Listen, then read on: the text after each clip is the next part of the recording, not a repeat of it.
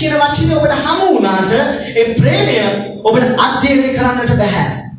ඇයි මම ඔබට කියන්නේ ප්‍රේමය අධ්‍යයනය කරන්නට බෑ කියන්නේ? ප්‍රේමය විෂයක් නොවේ. හalleluya.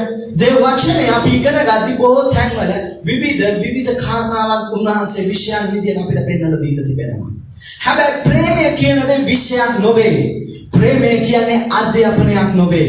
ප්‍රේමය කියන්නේ අත්දැකීමක්. අද දවසේදී මම ඔබට කතා කරන්නා වූ මාතෘකාව ඇවිල්ලා ප්‍රේමය කියන්නේ අධ්‍යාපනයක් නොවේ. ප්‍රේමය කියන්නේ අත්දැකීමක්. හalleluya. බොහෝ මනුෂ්‍යයන් අපි දකිනවා. බොහෝ මනුෂ්‍යයන් අපි මම අද දවසේදී මේ මාතෘකාවට එන්න ඔබට ලේසියෙන් මම ඔබට උපකාර කරන්න යම් උදාහරණයක්. මොකක්ද මේ උදාහරණය? යම් කිසි යුවලා අපි ගමු. යම් කිසි යුවලා ඔවුන් යනවා එක්තරා චිත්‍රපටයක් නරඹන්නට. ඒ චිත්‍රපටය සම්පූර්ණයෙන්ම ප්‍රේමය ගැන කතා කරන දෙයක්.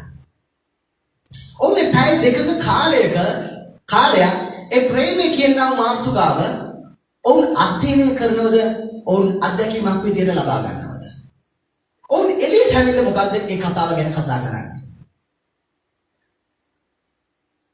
හalleluya. ඔබට මම කියන දේ වැටහෙනවද? ඔවුන්ට ඒක තව කෙනෙක්ට විග්‍රහ කරලා කියන්නට බෑ. මොකද ඔවුන් ඒක ලබාගත්තේ අත්දැකීම. යම් කිසි මිනිසෙක් රෝගයක් තුල එනවා. හැබැයි ඒ මිනිසයා පැමිණිලා ඔව් ජේසුස් වහන්සේගේ සුවය අත්දකිනවා. ඔව් සුවය ලෙස අත්දකින්නේ උන්වහන්සේගේ ප්‍රේමයයි. හalleluya. ඒ ප්‍රේමය ඔවුන්ට තව කෙනෙක්ට උගන්වන්නට බෑ. ඔවුන්ට ඒ සුභාරංචිය කියන්නට පුළුවන්. ජේසුස් වහන්සේ මට තිබුණා කැන්සර් එකක්. නැත්නම් මම මද්ද්‍රව්‍ය වලට ඇබ්බැහි වෙලා හිටියා. නැත්නම් මට වකුගඩු අමාරුවක් තිබුණා. නැත්නම් මට පිළිකාවක් තිබුණා. විවිධ ආරංචි විවිධ මනුෂ්‍යයන්ගේ දුර්වල තැන් වලට දෙවියන් වහන්සේගේ ප්‍රේමය පැමිණෙනවා. මම ඔබට කියනවා අද මේ පටන් ගන්න ඉඳලා මේ වචනේ නිදහස් වෙන ආකාරය දිහා ඔබට ස්වාමීන් වහන්සේගේ ප්‍රේමය අද දවසේදී හමු වෙන ආකාරයක් තිබෙනවා. හalleluya. ඔබේ යම් හිස්තැනක් තිබෙනවා. ඒක ඔබට දෙවියන් වහන්සේගේ ප්‍රේමය තුල ඔබට ඉගෙන ගන්නට බෑ. ඔබට ඒ ප්‍රේමය තුල අද දවසේදී ඔබට ඒ අත්දැකීම ස්වාමීන් වහන්සේගේ ප්‍රේමය අත්දැකීම ඔබට ලබා ගැනීමට පමණ හැකියාව තිබෙන්නේ. හalleluya. තේම ඔබට කියනවා ඒ ප්‍රේමය ලබා ගැනීමට ඔබ සූදානම් සිටින්න. ඒක මිනිස්සේ උපන්දා සිටව මම ගිය ඉරිද කතා කරා. ඔහු කොරව සිටියා. ජේසුස් වහන්සේ අසලින් යනවා. ඔහු සිටියේ කොහෙද? ඔහු සිටියේ දේව මාලිගාවට ආසන්නව. එතකොට දේව මාලිගාවේදී දෙවියන් වහන්සේගේ ප්‍රේමය ගැන බොහෝ මනුෂ්‍යයන් දේශනා කරනවා. ඔහුගේ කන් වලට කොපමණ ඇසෙන්නේ නැද්ද නේද? කොපමණ ඔහුගේ කන් වලට දෙවියන් වහන්සේගේ කරුණාව ගැන ඇසෙන්නේ නැද්ද? හැබැයි ඔහුට ප්‍රේමේ අත්දැකීම තිබුණේ නැහැ. ඔහුට නිසා සුවය ලබන්නට බැරි වුණා. මොකද ඔහුට සිදු වුණේ ජේසුස් වහන්සේ අසලින් ඔහු ළඟින් ගියා. ජේසුස් වහන්සේ ඔහු සුව කරා. ප්‍රේමවන්ත දේවදරුවනි, මොකද්ද මේ ප්‍රේමය? මේක ඔහු ඉගෙන ගත්ත දෙවියන් වහන්සේගේ ප්‍රේමය. දෙවියන් වහන්සේගේ ප්‍රේමය මේ ආකාර වෙන්න පුළුවන්. වචනේ මෙහෙම තිබෙනවා නම් ඒක තමයි ප්‍රේමය. වචනේ මෙහෙම කියලා තිබෙනවා නම් ඒක තමයි ප්‍රේමය වෙන්න ඕනේ. නෑ. ප්‍රේමය කියලා කියන්නේ ඔබේ හදවත දෙවියන් වහන්සේට විවෘත කරා. ස්වාමීන් වහන්සේ ඒ විට උන්වහන්සේගේ හස්තය නැමැති අත්දැකීම ප්‍රේමය තුලින් ඔබට ලැබෙනවා. හalleluya. ජේසුස් වහන්සේ මිනිස්යාගේ ජීවිත දැකලා උන්වහන්සේ කිව්වේ පවිත්‍ර වෙන්න කියලා. මොකද දෙවියන් වහන්සේ යේසුස් වහන්සේට දුන්නේ සුද්ධ කර්ම. උන්වහන්සේ මේ පොළොවට ගෙනාවේ තම එක ජාතක පුත්‍රයන් දෙන තරම් එතන දීමා ප්‍රේම කළසේක. එසේ කලේ සියලු මනුෂ්‍යයන් විනාශ නොවි සදාකාල ජීවනය ලබන පිණිස. එසේනම් උන්වහන්සේ දුන්නේ තම ඒක ජාතක පුත්‍රයන් දෙන තරම් උන්වහන්සේ ලෝකයට ප්‍රේම කළසේක. එහෙනම් උන්වහන්සේ දුන්නේ ඔහුගේ පුතා නොවේ ප්‍රේමයයි. හalleluya. උන්වහන්සේගේ ආත්මය උන්වහන්සේගේ පුත්‍රයා තුළ තිබුණේ ප්‍රේමයයි. ඒකයි උන්වහන්සේ කිව්වේ අන්ධකාරය මනුෂ්‍යගේ රෝග දකිද්දී ශාපයන් මනුෂ්‍යගේ ජීවිත බැඳගෙන තිබෙද්දී ජේසුස් වහන්සේ කිව්වේ නෑ ඔබ ළඟට ගිහිල්ලා දැන් ඔබ සුව වෙනවා. දැන් ඔබ සුවය ලබනවා. නෑ. ජේසුස් වහන්සේ කිව්වේ පවිත්‍ර වෙන්න ඕනේ. මොකද්ද පවිත්‍ර වෙන්න ඕනේ? හදවත. හාලෙලූයා. උන්වහන්සේ දැක්කේ අන්ධකාරයෙන් වැහිලා තිබෙනවා ප්‍රේමාන්ත දේවදාරුවනේ. ජේසුස් වහන්සේ ඕන් ළඟට ගිහිල්ලා කිව්වේ මොකද්ද? පවිත්‍ර වේවා. එහෙනම් උන්වහන්සේ නිදහස් කරපු වචනය ප්‍රේමයයි. හාලෙලූයා. අපවිත්‍ර දේවල් පවිත්‍ර වේවා. හාලෙලූයා. හාලෙලූයා. මම ඔබට තව ඒකට ලස්සන උදාහරණයකින් ඔබට දෙවියන් වහන්සේගේ වචනේ ගැඹුරට මම ඔබ අරගෙන යන්න කැමතියි. අපි කියමු, අපි හිතමු මිනිස්සෙක් සිටිනවා තුවාල පිරීලා එකසේරගෙන. කවුරුවත් මේ මිනිස්සයාගේ ළඟට ලං වෙන්නේ නැහැ. ඔව් තුවාල පිරීලා ඔහුගේ ශරීරය පුරාවටම තුවාල. හැබැයි කවුරුවත් ඔහුගේ ළඟට යන්නේ නැත්තේ හේතුව මොකද්ද? ඔහු අපවිත්‍ර මිනිස්සෙක්. ඔහු ළඟ ගඳ ගහනවා. ඔහු කිලිටුයි. කවුරුවත් කැමති නැහැ ඔහු ළඟට යන්නට. හැබැයි අපේ අතුලාන්තය යම් කිසි කෙනෙක්ගේ හදවතට දැනෙනවා නම් ඇතුළටම අයියෝ පව් කියන වචනය ඔබ දන්නවද? ඒක තමයි ප්‍රේමය. පටන් ගන්න. යම් කෙනෙක් ගැන අනුකම්පාවක් ඇතිවීම. ජේසුස් වහන්සේ ඒක තමයි අපිට දුන්නේ. හාලෙලූයා. යේසුස් වහන්සේ කිව්වා නුඹලා සියල්ලම පව් කරලා දෙවියන් වහන්සේගේ මහිමයෙන් හීන වෙලා මහිමයට ලං වෙන්න බෑ. ප්‍රශංසාවට ලං වෙන්න බෑ. දෙවියන් වහන්සේගේ ශුද්ධකම පැලඳ ගන්නට බෑ. මොකද දෙවියන් වහන්සේ කිව්වේ මොකද්ද? මහිමෙන් හීන වෙලා ලං වෙන්නට බෑ. ජේසුස් වහන්සේ දුන්නේ සදාකල් ප්‍රේමය. හරි. අපි යමු යෝහාන් සුභාරංචි යෝහාන් පොතේ. එක යෝහාන් පොතේ. අපි හරව ගමු හැම කෙනෙක්ම. එක යෝහාන් පොතේ 4 වෙනි පරිච්ඡේදයට අපි යමු. 4 වෙනි පරිච්ඡේදයේ 8 වෙනි පදය. මොකද්ද මෙතන කියන්නේ? ඒක යෝහාන් පොතේ 4 වෙනි පරිච්ඡේදයේ 8 වෙනි පදය. ප්‍රේම නොකරන දෙවියන් වහන්සේව නාදුනයි. මක්නිසාද දෙවියන් වහන්සේ ප්‍රේමයයි. දෙව වචනේ තුල කියනවා දෙවියන් වහන්සේව අඳුරන්නේ නැහැ මිනිස්සෙකුට ප්‍රේමණීය හදවතක් නැත්තම්. දෙව වචනේ තුල කියනවා දෙවියන් වහන්සේ ප්‍රේමයයි කියලා. අපි නැවත ඒ වචනයට අපගේ කන් යොමු කරමු. ප්‍රේම නොකරන දෙවියන් වහන්සේ නාදුනයි. මක්නිසාද දෙවියන් වහන්සේ ප්‍රේමයයි. ඒ කියන්නේ දෙවියන් වහන්සේට මිනිසෙක් ලං වෙන්න නම් යම් කිසි මිනිසෙක් දෙවියන් වහන්සේ තුලට පැමිණෙන්න නම් දෙවියන් වහන්සේ කියනවා මගේ ඒකකය ඇවිල්ලා ප්‍රේමය. හalleluya.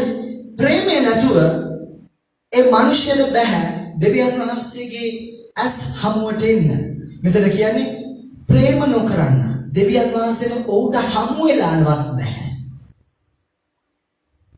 හalleluya. දෙවියන් වහන්සේ නාදුනයි.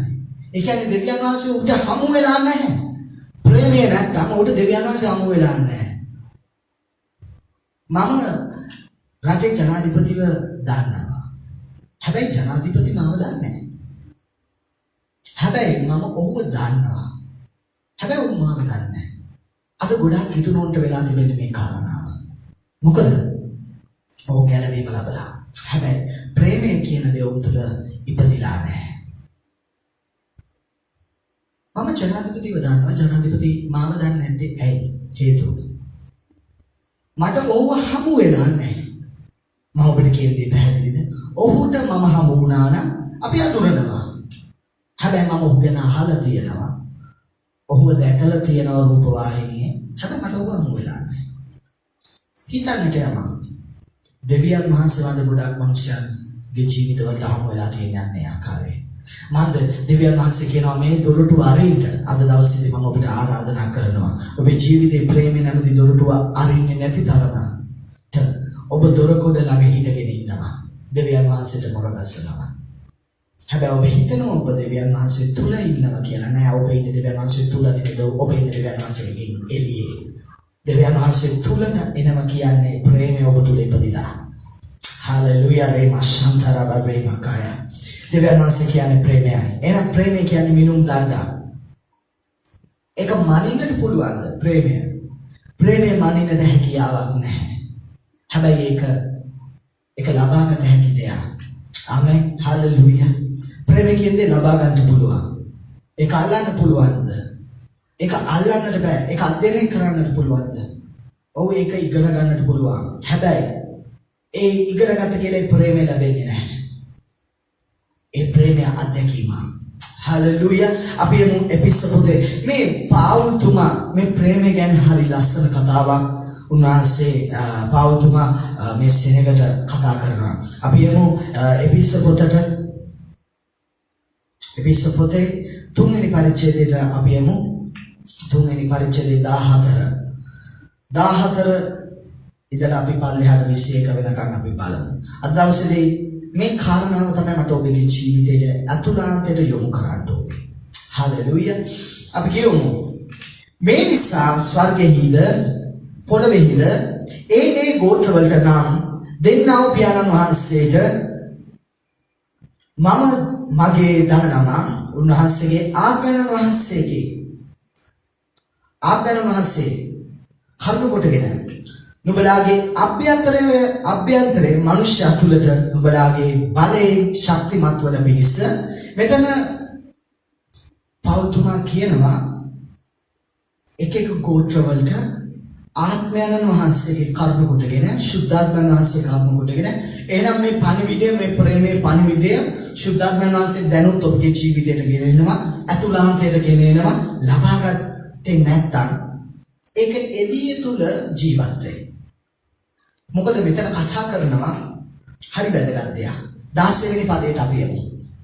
මෙතන කියන උන්වහන්සේ ආත්මයන් වහන්සේ කරුණ කොටගෙන නුඹලාගේ අභ්‍යන්තරයේ මනුෂ්‍යයන් තුළට නුඹලා බලයෙන් ශක්තිමත් වන පිණිස මෙතන නතර කරලා තියෙනවා. ඒ කියන්නේ තව ටිකක් තියෙනවා මෙතනට යන්න. අභ්‍යන්තරයේ මනුෂ්‍යයා. ඒ කියන්නේ මේ පාවුල්තුමා කතා කරන්නේ එළිය සිටින මිනිස්සුන්ට නෙවෙයි. අතුලාන්තයේ ජීවත් වෙන මිනිස්සුන්ට. අද ගොඩක් අයගේ ජීවිතේ මේ කණපිට ස්වභාවයන් දෙක තිබෙනවා. එළියට එක මිනිස්සෙක්, අතුලට තව මිනිස්සෙක්. සභාවට එක මිනිස්සෙක්, නිවසට තව මිනිස්සෙක්. භාර්යාව සමග සභාවේදී එක මිනිස්සෙක්, නිවසට ගියාම තව මිනිස්සෙක්. මනුෂ්‍යයන් දෙදෙනෙක්ගේ චරිත දෙකක් පෞල්තුමා කතා කරනවා. මොකද්ද මේ කතා කරන්නේ? පෞල්තුමා කෙලින්ම කියනවා අද ඔබටත් මම කියනවා අද දෙවියන් වහන්සේ මටත් එක්ක මේක කියනවා. මම මාව අරගෙන මම කතා කරන්න. එතකොට මට ලේසියි ඔබට කතා කරන්න. ඉසුරු මම ඔබට කතා කරන්නේ. ඔව් මම පිළිගත්තා ඒ වචනේ මම ඉසුරු නිසා. නෑ. පෞල්තුමා කියන්නේ නෙමෙයි. ඉසුරු මම වගේ අතුලාන්තේ ඉන්න මිනිස්සුන්ට කතා කරන්නේ. හලෙලූයා. ඔබට ඒකේ වටහා ගැනීම තියෙනවද? ඒ කියන්නේ උන්වහන්සේ කියන්නේ මේ රංගපාන චරිතයට නෙමෙයි මම කතා කරන්නේ. එළියේ ඉඳලා බොරුවෙන් ජීවත් වෙන මිනිස්සුන් නෙවෙයි මම කතා කරන්නේ. පෞල්තුමා කියනවා නෑ. මම කතා කරන්නේ ඇතුලේ ජීවත් වෙන මිනිස්සුන්ට. හෘද සාක්ෂිය ඔබ දන්නවද? මිනිස්සෙක්ට යම් හොරකමක් කරොත් ඒ මිනිස්සයා එළියෙන් කියනවා නෑ මම ගත්තේ නෑ කියලා. ඒ මිනිස්සයා එළියෙන් ඉඳලා කියනවා නෑ මම ගත්තේ නෑ. මම ඒ හොරකමට මම සම්බන්ධකමක් නෑ. මම ඒ වගේ වචනයක් ඔබත් එක්ක කතා කරන්නට කැමතියි. ඔබට මතකද පේතුරු ජේසුස් වහන්සේ අඳුරන්නේ නැහැ කියලා තුන්පාරක් කියනවා. ඔව් කිව්වේ එළියේ ඉන්න මිනිස්සයා කිව්වේ. හලෙලූයා. එළියේ ඉන්න මිනිස්සයා යුද සොල්දාදුවහන මම දැක්කා. නුඹ ජේසුස් වහන්සේත් එක්ක ඉන්නවා. පේතුරු කියනවා නෑ ඒ මම නෙමෙයි. ඔව් ඒක බාරගත්තේ නෑ. ඒ මනුෂ්‍යයන් දැක්කේ ඒ මනුෂ්‍යයන් කියනවා ඔව් මම දැක්කෝ යා ජේසුස් එක්ක ඉන්නවා. පේතුරු කියනවා නෑ මම හිටියේ නෑ. ඔහුගේ තුන්පාරක් අහනවා. ඔව් තුන්පාරම කියනවා නෑ කියලා. ඔබට තේරෙනවද එදා රාත්‍රියේදී ජේසුස් වහන්සේ පේතුරුගේ කිව්වේ අතුලාන්තය තුල සිටිනා මනුෂ්‍යයට තමයි කිව්වේ පේතුරු ඔබ මාව අඳුරන්නේ නෑ කියලා තුන්පාරක් කියනවා. හලෙලූයා. ඔබට මම කියන ගැඹුර ඔබට තේරෙනවද? පේතුරු කියනවා නෑ ස්වාමීනි මම එහෙම කියන්නේ නැහැ. පේතුරු කිව්වා. ජේසුස් වහන්සේ කියනවා දැන් තමයි සටන ආරම්භ වෙන්නේ. එදා රාත්‍රියේදී පේතුරුට මේක කිව්වන් පස්සේ කියනවා පේතුරු කඩුව අරගෙන කියනවා ස්වාමීනි මම සෝදානම්. ජේසුස් වහන්සේ කියනවා පේතුරු නුඹ මාව අඳුරන්නේ නැහැ කියලා. තුන් පාරක් කියනවා. පේතුරු එකපාරටම මොකද වෙන්නේ? පේතුරු ගැස්සෙනවා. මම එහෙම කියයිද කියලා ඔබ සැකයක් එන්නේ නැති. ඔබට තේරෙනවද මම මේ කතා කරගෙන මම යන්නා වූ ගැඹුර? එදා රාත්‍රියේදී එදා උදෑසන කාලේදී කුකුල අඬරන්නට ප්‍රථමයෙන් ජේසුස් වහන්සේ ඔබ මාව අඳුරන්නේ නැහැ කියලා තුන් පාරක් කියනවා. හැබැයි දැන් ඔව් තුන් පාරක් කිව්වන් පස්සේ ඔව් ජේසුස් වහන්සේ දිහා බලනවා. ජේසුස් වහන්සේ ඔහුගේ දිහා හැරිලා බලනවා.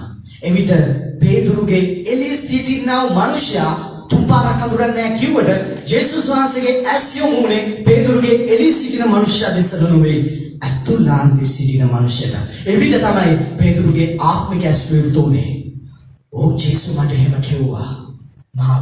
මම අඳුරන්නේ නැහැ කියලා. ඔහුගේ ඇතුළාන්තයේ සිටිනා මිනිසයා අවදි වෙලා ඔහු අඬමින් කියනවා ස්වාමිනී මම පව්කාරේ.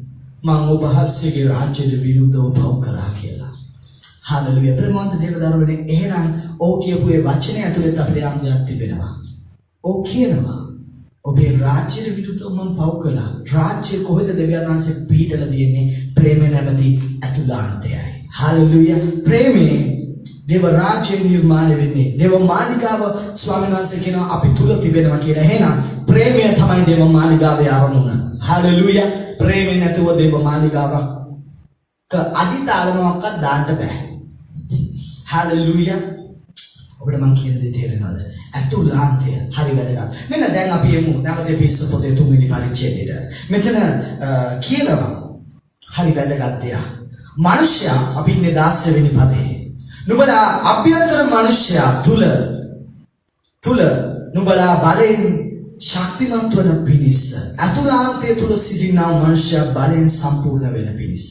එතකොට පාවුල්තුමා කියනවා මට එළියේ මනුෂ්‍යයේ සඵලත්වයට වඩා මට අතුලාන්තයේ මනුෂ්‍ය මාත් එක්ක තිබෙනා වූ ශක්තිමත්කම දෙවියන් වහන්සේගේ ආත්මයන් වහන්සේ තුල තිබෙනා වූ ශක්තිමත්කම සෙලවෙන්නේ නැති බව මට වැදගත් කියන යාඥාව තමයි මේ පාවුල්තුමා කියන්නේ. අද ගොඩක් කිතුනවා ජේසුස් වහන්සේ ළඟට එන්නේ බාහිර කාරණාවන් අරගෙන.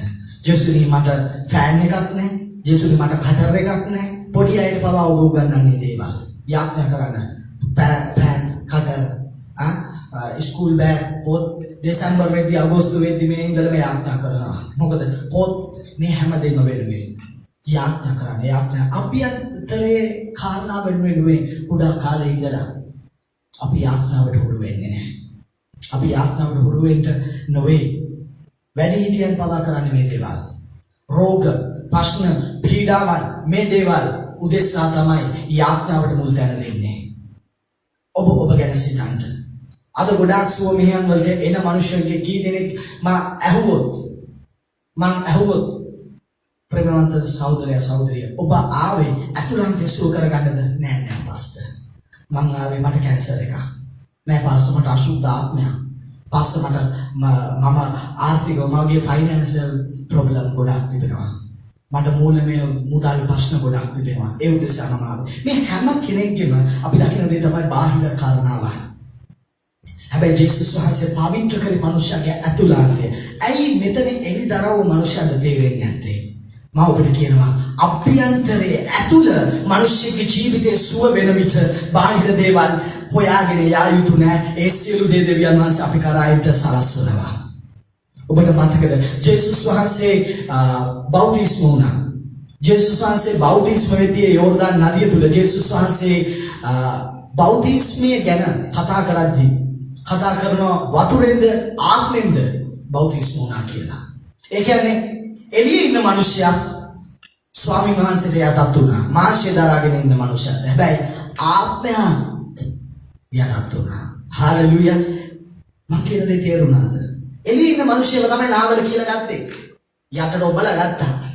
හැබැයි අද ගොඩාක් අය බාහිර මිනිසයා බෞතිස්ම වෙනවා. අතුලාන්තයේ මිනිසයා බෞතිස්ම වෙලා නැහැ.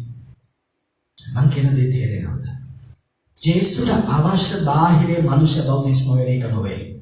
ජේසුට අවශ්‍ය අතුලාන්තයේ සිටින මිනිසයා අවදි වෙන එක ස්වර්ග රාජ්‍යයට ඇතුල් වීමයි. හාලෙලුයා. අද ගොඩාක් අය කියනවා බෞතිස්ම නැත්නම් ස්වර්ගයට යන්න බෑ. මම ඔබට කියනවා එළියේ බෞතිස්මයට වඩා ශුද්ධාත්මයන් වහන්සේගේ බෞතිස්මය වැදගත්.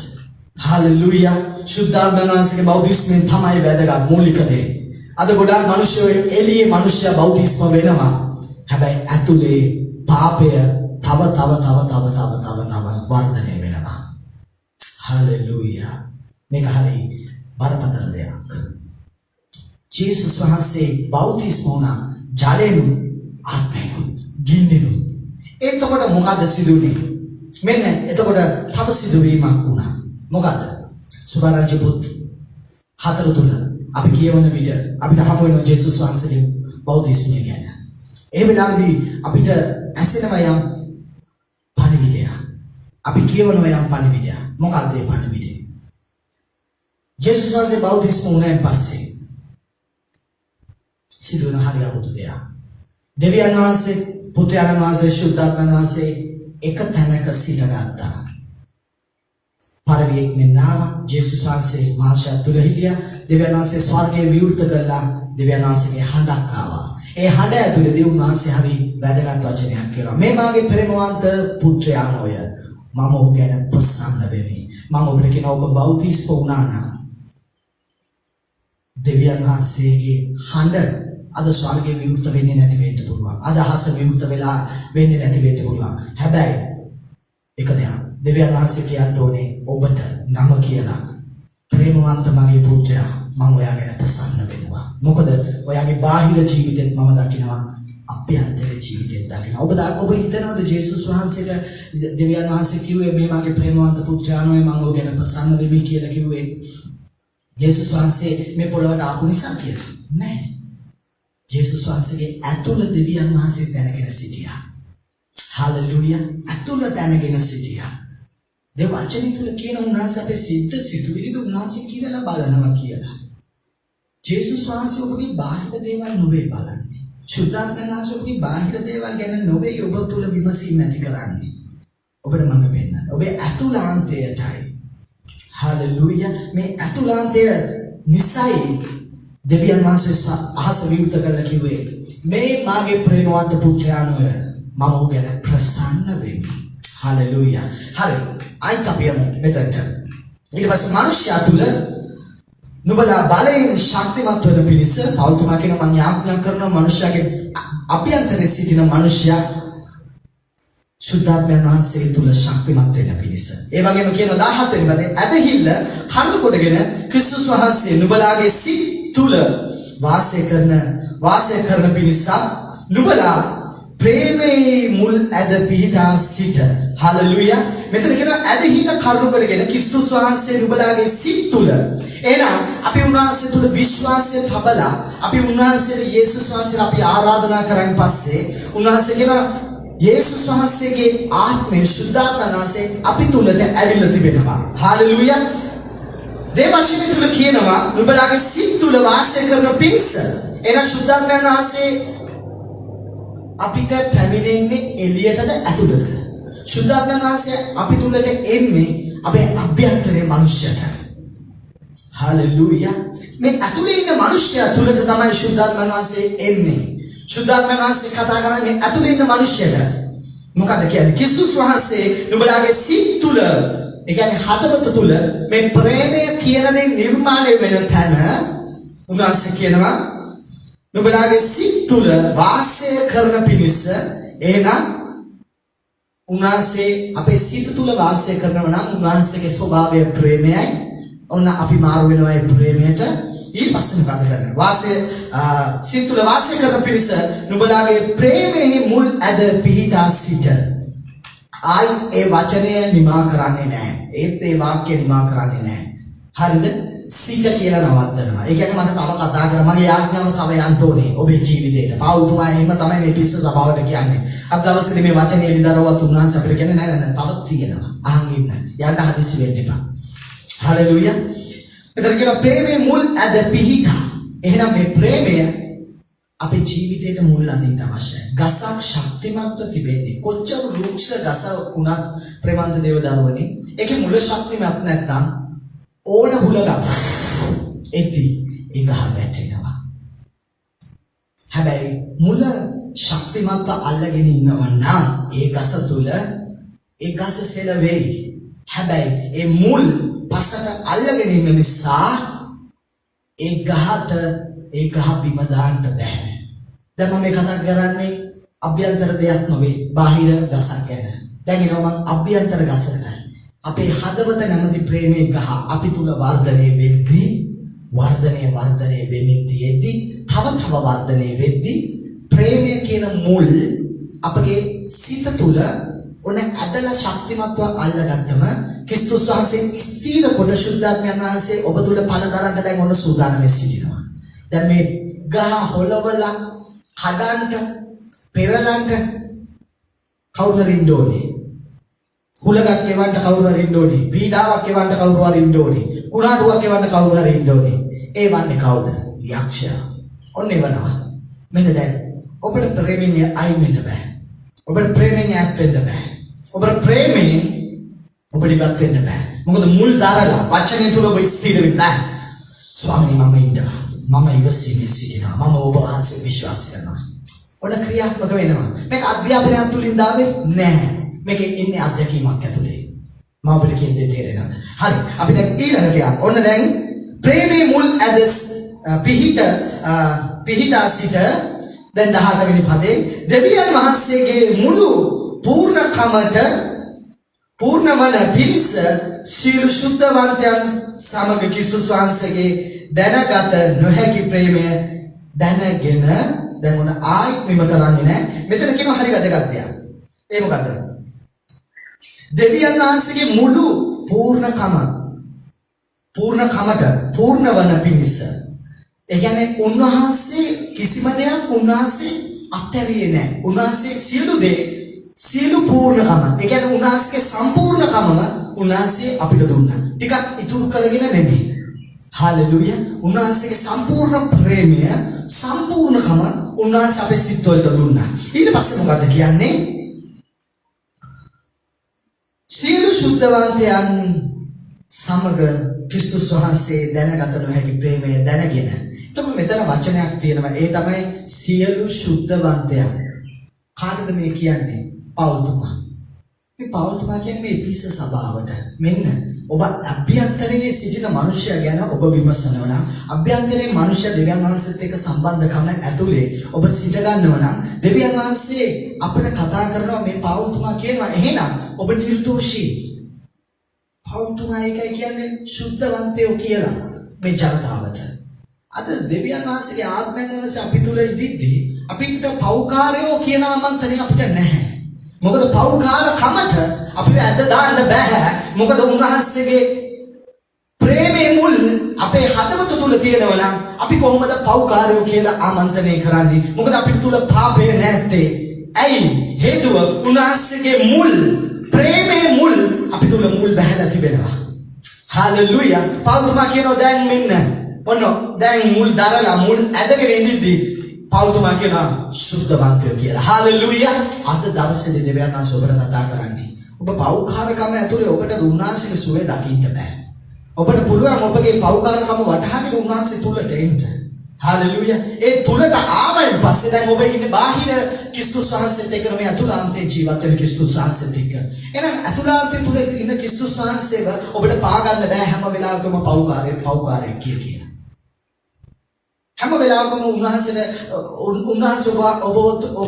ඔබ උන්වහන්සේ අතුලාන්ත තියාගෙන ඔබට පෞකාරය කිය උන්වහන්සේ ඔබට පා ගන්න බෑ. හිතෙන ආකාරයට. මොකද ඔබ බාහිර ක්‍රිස්තුස් කෙනෙක් එක්ක නොවේ ජීවත් වෙන්නේ. මොකද මේ බාහිර ක්‍රිස්තුස් කියන්නේ එළියෙන් කුරුස දාගෙන එළියෙන් බයිබල් එක අතට කරගෙන පල්ලි යනවා ජීවිතේ ගත කරනවා. හැබැයි ඒ ජේසුව අවශ්‍ය නැහැ. අතුලාන්තයේ ඉන්න ජේසුව සුද්ධව සිටිනවා නම් පෞල්තුමා කියනවා මෙන්න සුද්ධවන්තයෝ කියලා. මේ වචන හරියට අල්ලගන්න. ඔය කියවගෙන යන්න එපා. මේ වචනවල ලොකු ගැඹුරු දේවල් තිබෙනවා. මේ ප්‍රේමයේ ගැඹුරු දේවල් මේ වචනේ තුල අතුලාන්තයේ මුල් තිබෙනවා. මේ මුල් ඇද ගන්න ජීවිතේට. හාලෙලූයා. මෙතන මොකද්ද කියන්නේ? දෙවියන් වහන්සේගේ මුළු සම්පූර්ණ කමට පූර්ණවන පිණිස සියලු සුද්ධවන්තයන් සමග ක්‍රිස්තුස් වහන්සේගේ දැනගත නොහැකි ප්‍රේමය දැනගෙන ඔන්න දැන් අපි 19ට එනවා. එහි පළල එහි දිග එහි උස ගැඹුර කිමින්ද කියා තේරුම් ගන්නට නුඹලාට පුළුවන් වන පිණිස උන්වහන්සේගේ මහිමේ සම්පතේ හැටියට නුඹලාට දෙනමින් යාඥා කරමි. එතකොට මේ පාවුතුමා කරේ යාඥාව. හලෙලූයා. එතකොට මෙතන කාරණාවක් ගැන කතා කරනවා. උස, පළල, දිග, ගැඹුර. අපි දැන් මෙන්න මේ වචන ඇතුළට යමු. හරි. අපි බලමු පළල. පළල කියන්නේ ධාරිතාවක්. පළල කියන දේ පෙන්වන්නට පුළුවන්. මෙපමණ පළලක්. මෙපමණ පළලක්. මෙපමණ පළලක්. මෙපමණ පළලක්. ප්‍රේමවන්ත දෙවදරුනි. පළල පෙන්වන්නට පුළුවන්. හැබැයි ක්‍රිස්තුස් වහන්සේගේ ප්‍රේමේ පළල ඔබ හොයාගෙන යන්න අර සිටිජය වගේ තමයි. අපි හිතනවා ඉර මෙතන. එහෙනම් අපි හොයාගෙන යනවා. මෙන්න දැන් ඉරයි මූදයි යා වෙනවා. හොයාගෙන යනවා. හමු වෙන්නේ නැහැ. මොකද ඒ පළල කවදාවත් දකින්න බෑ. එකතු වෙනවා කියලා හිතන්න බෑ. දැන් අපි ඊළඟට එනවා. පළල අපි බැලුවා. දැන් ඊළඟට අපි එනවා දිගට. දිග ස්වාමීන් වහන්සේගේ හස්තය. මම එතනට යම් වචනයක් කරනවා. ඔබට මතකයි පෙදුරු කියනවා ස්වාමීනි මමත් කැමති ඔබ වහන්සේ වගේ මෝද ඇවිදින්න. ජේසුස් වහන්සේ කියනවා. ඔව් බය වෙනවා. ඔහු කියනවා. ජේසුස් වහන්සේගේ හස්තය දිග වෙනවා. හalleluya. දේව හස්තය දිග වෙනවා. අද මේ ආඥාවේදී ස්වාමීන් වහන්සේගේ හස්තය ඔබ තුලට පැමිණෙනවා. ඒක දිගයි. හalleluya. ඒක මෙන්න මේ විදියයි කියලා කියන්නත් බෑ. ඒක මෙන්න මේ ආකාරයෙන් කියලා කියන්නත් බෑ. අපි ගැඹුරට එද්දී ඒ ගැඹුරේ වචනේ ගැඹුර මෙන්න මෙච්චරයි. මේකේ තේරුම මේක නෑ. දෙවියන් වහන්සේගේ වචනේ අපිට දී තිබෙනව ගැඹුර තේරුම් ගන්නට බෑ. හalleluya. උස ඒක තේරුම් ගන්නට බෑ. ඒක උඩට යන්න. ඔබට දැන් ඔබ මේ කියන දිගට, ඔබ මේ කියන පළලට, ඔබ මේ කියන උස්සට ඔබ සිතන්නට ගත්තොත් ඔබට තේරෙයි දෙවියන් වහන්සේ කොපමණ විශාලද කියලා. දෙවියන් වහන්සේගේ ආත්මය කොපමණ විශාලද කියලා. තේරුම් ගන්න පුළුවන්ද? බෑ. මේ ප්‍රේමය තේරුම් ගන්නට බෑ. අපි යමු 20 වෙනි පදයට. ඉතින් අප තුල කියා කරන්නව බලයේ හැටියට අපි ඉන්නන නොහොත් සිතන හැම දෙයකම වඩා ඊට අධික ලෙස කරන්ට බලය ඇත්තව තනතන් වහන්සේටම සියලු පරම්පරාවන් දක්වා සභාවේ ක්‍රිස්තුස් වහන්සේ තුල සදා කාලයටම ගෞරව වේවා. ආමේන්. හalleluya. එහෙනම් කියනවා දේව වචනේ තුල අපිට දෙවියන් වහන්සේ දීලා තියෙන බලයේ හැටියට ක්‍රිස්තුස් වහන්සේගේ ප්‍රේමයේ හැටියට උන්වහන්සේගේ බලය උන්වහන්සේ අපි තුල වර්ධනය කරලා තිබෙනවා. ඒ තුලින් අපි ඉල්ලන ඕනම දෙයක්, සිතන ඕනම දෙයක් අධික ලෙස උන්වහන්සේගේ බලයෙන් අපිට ඒ ලබා ගැනීමට හැකියාව තිබෙනවා. හalleluya. මේක කියනවා 21 වෙනි පදය තුල සියලු පරම්පරාවන් දක්වා සභාවේ ක්‍රිස්තුස් වහන්සේ තුල සියලු සභාවන් පරම්පරාවන් මේ පරම්පරාවෙන් මේ ප්‍රේමය නිම වෙන්නේ නැහැ. මේ පරම්පරාවෙන් මේ ප්‍රේමය නිම වෙන්නේ නැහැ. මේ ස්ථානයෙන් මේ ප්‍රේමය නිම වෙන්නේ නැහැ. සියලු පරම්පරාවන් දක්වා ක්‍රිස්තුස් වහන්සේගේ ප්‍රේමය සදා කාලයටම ගෞරවය ලබනවා. හalleluya. අද දවසේදී මම ඔබට කියන්න පණිවිඩය මේක. දේව වචනේ තුල තව කාරණාවක් කියනවා. ඒ තමයි උස්සටවත් ගැඹුරටවත් පළලටවත් ක්‍රිස්තුස් වහන්සේගේ ප්‍රේමයෙන් අපිව වෙන් කරන්නට මේ පොළොව තුල කිසිම දෙයකට බෑ කියලා. එහෙනම් මම ඔබට කියනවා. ගොඩක් අය කැමති ශුද්ධාත්මයන් වහන්සේගෙන් පූර්ණ වෙන්න. ගොඩක් අය කැමති ශුද්ධාත්ම දීමනාවල් ලබන්න. මම ඔබට කියනවා මේ හැම දෙයක්ම පිටුපස තිබෙන එකම දේ ඇවිල්ලා ප්‍රේමයයි. ඔබ ප්‍රේමය තුල වර්ධනය වෙනවා නම් ක්‍රිස්තුස් වහන්සේ ඔබ තුල ක්‍රියාත්මක වෙන්න යනවා. හalleluya. ක්‍රිස්තුස් වහන්සේ ඔබ තුල පළ දරන්නට කැමැත්තෙන් සිටිනවා. අද දවසේදී අපි හැම කෙනෙක්ම ඒ ප්‍රේමයෙන් වර්ධනය වෙමු. හalleluya. අපි හැම කෙනෙක්ම මේ ප්‍රේමයෙන් වර්ධනය වෙමු. හalleluya. අපි හැම කෙනෙක්ම මේ ප්‍රේමයෙන් ආරාධනා කරමු. ශාතනා ප්‍රේමකාය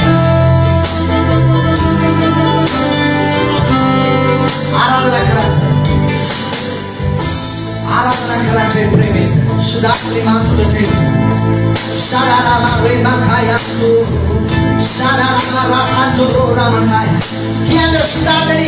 Ebrevim mama puravanta. Hallelujah. Shudakana sikyan. Ebrevim mama puravanta. Hallelujah. Sudiveva.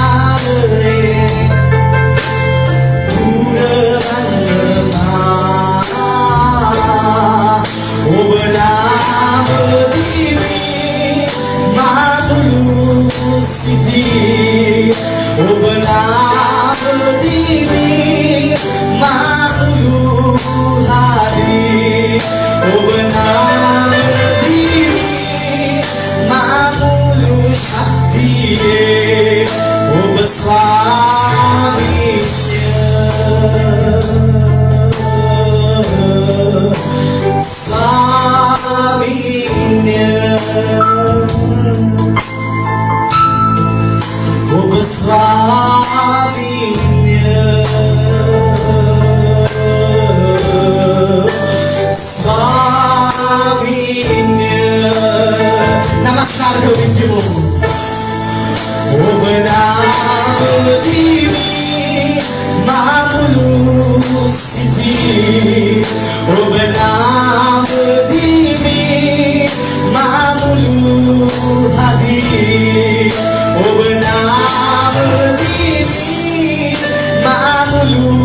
Shakti,